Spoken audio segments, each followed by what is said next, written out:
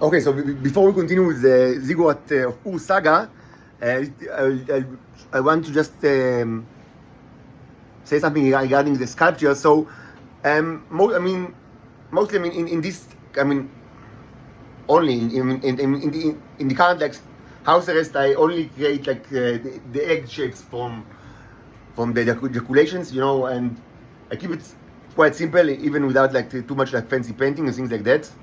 But I've said it and I've shown you like photos that are in the past. I've created more elaborate structures, and actually I have one of it with me, which is the starship.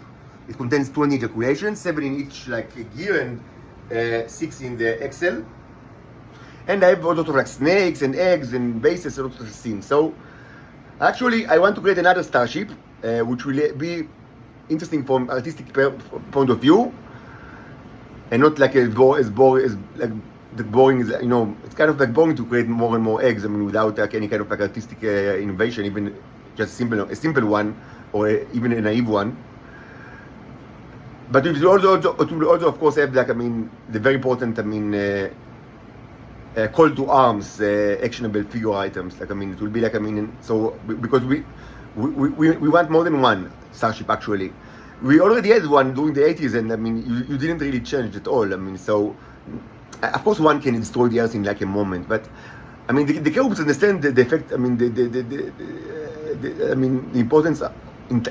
Sometimes it's important like to conduct like a show off, like some kind of like a drama, and humans like it a lot, and so yes, let's add another spaceship of exactly the same kind, but it will not be the same sculpture because this will be boring.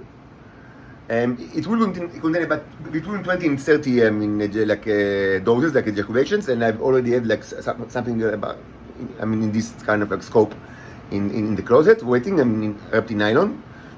So what I plan to do is, I hope it's not too ambitious, because when you start to become ambitious with sculptures, you find yourself with projects that take like weeks, then because it's actually more complicated than it seems, to create sculptures, because clay is very heavy, so you need starting a certain size, you need to it should be hollow, then you need to you need to feed it with some kind of metal wires, or synthetic fiber materials, and so it's a huge issue. It's before you and there's so many so before you if you stick to very small figurines, it's not a problem. But when you start to deal with this side, which is actually still pretty small compared to things that exist in reality, it's already much more complicated than it seems, even just this kind of a simple structure. But what I want to do is actually to maintain to make it a little bit more actually similar to what we see here in this painting, this is one of the 4 establishing paintings of the Nero of the Tanomachy series.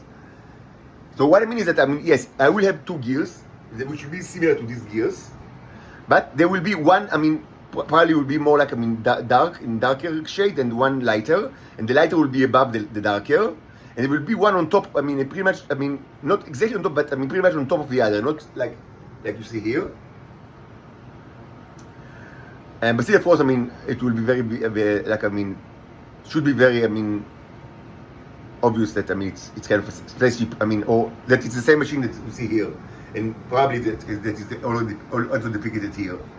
But what I want to do, and I hope this is not too ambitious, is actually to add an element from the book of Ezekiel, to add the 4 types of cherubs, the 4 faces of the cherubs in the 4 directions, like the wings of the spaceship, the human, the lion, and the bull, and the bird. So it will be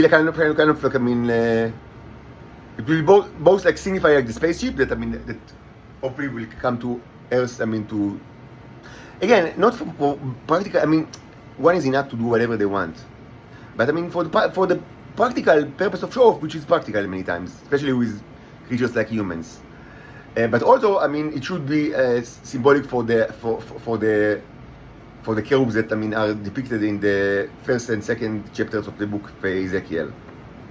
So that's the plan, and very shortly I will conduct another video, probably on parallel to creating the sculpture.